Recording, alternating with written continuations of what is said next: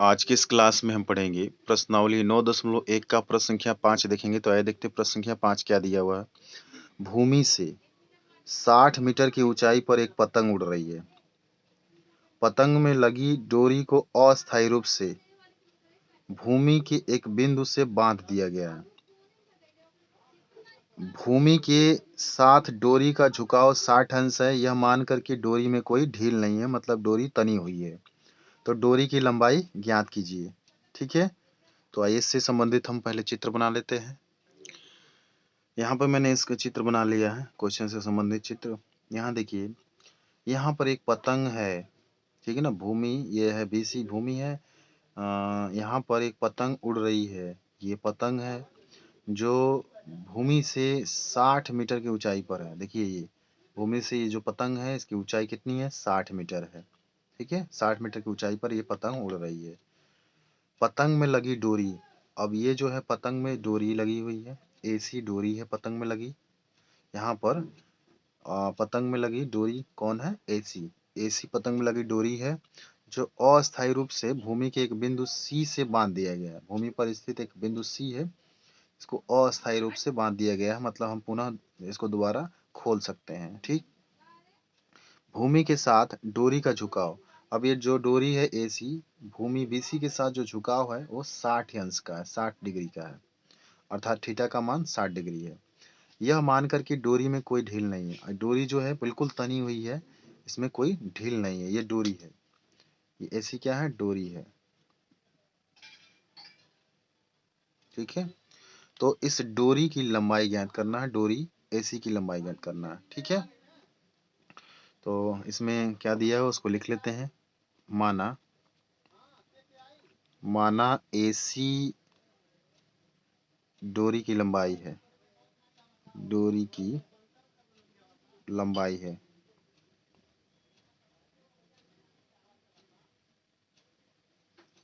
ठीक है,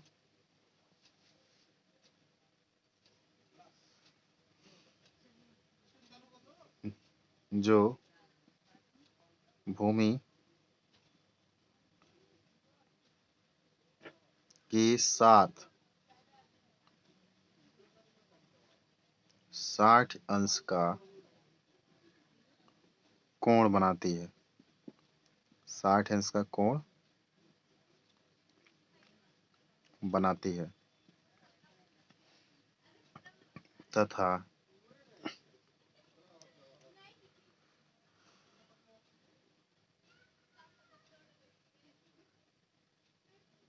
ए तथा माना बिंदु ए एक पतंग है जो भूमि से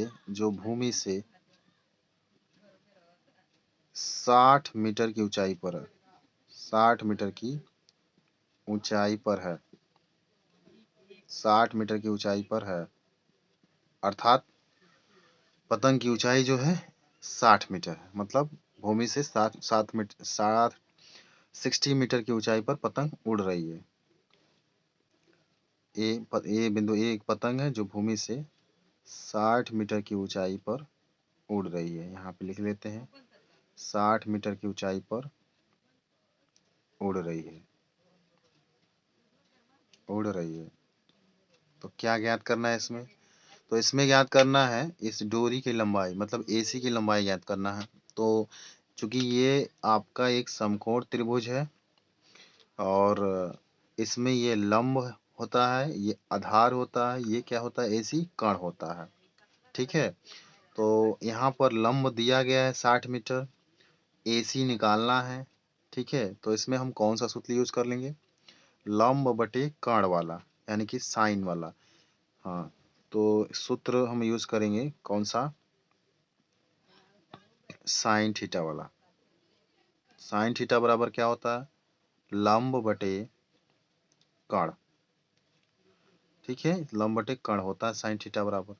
लंब क्या है? लंब ए बी है। यहाँ पे आप देख सकते हैं त्रिभुज एबीसी में लंब ए बी है, कर्ण कौन है? एसी है। ठीक है, और थीटा का जो मान दिया गया है वो 60 डिग्री दिया गया है। तो यहाँ पर हम 60 भर देंगे। तो 60 बराबर ए बी का मान दिया गया है 60, ए बी का मान 60 मीटर ऊंचाई है, तो 60 दिया गया है। और ए सी निकालना है आपको, तो यहाँ पे ए सी लिख लेंगे। ठीक है, अब क्या करेंगे, ये साइन 60 का जो मान होता है उसको हम लिख लेंगे। साइन 60 का मान होता है करड़ी में 3/2 बराबर 60 बटे ए सी। तो ए सी गुणे हो जाएगा, त्रिय गुणा करेंगे तो करड़ी में 3 ए सी बराबर 2 का 60 में गुणा करेंगे 120 हो जाएगा, 60 दूनी 120। तो यहाँ से ए सी मिलेगा 120 बटे इधर आ जाएगा करड़ी में 3। ठीक है, अब हम क्या करेंगे, इसका हम परमेकरण करेंगे। तो ए सी जो मिलेगा वो 120 बटे करड़ी में 3 में हम क्या करड़ी में 3 से गुणा और भाग कर देंगे। तो ये हो जाएगा ऊपर 120 करड़ी में 3, नीचे हो जाएगा गुणा करेंगे करड़ी में 3 का करड़ी में 3 से 3 हो जाएगा, तो ए सी मिलेगा ये। ठीक है, तो यहाँ से ये 40 बार में कट जाएगा। ठीक है, तो ए सी आपको मिल जाएगा 40 करड़ी में 3 मीटर। तो इस तरह से आपका जो डोरी की जो लंबाई है ना, डोरी की लंबाई वो कितनी मिल गई, 40 करड़ी में 3 मीटर मिल गई। 40 करड़ी में 3 मीटर। तो इस तरह से ये जो क्वेश्चन है 5, इस क्वेश्चन 5 का ये सॉल्यूशन इसमें कंप्लीट हो गया।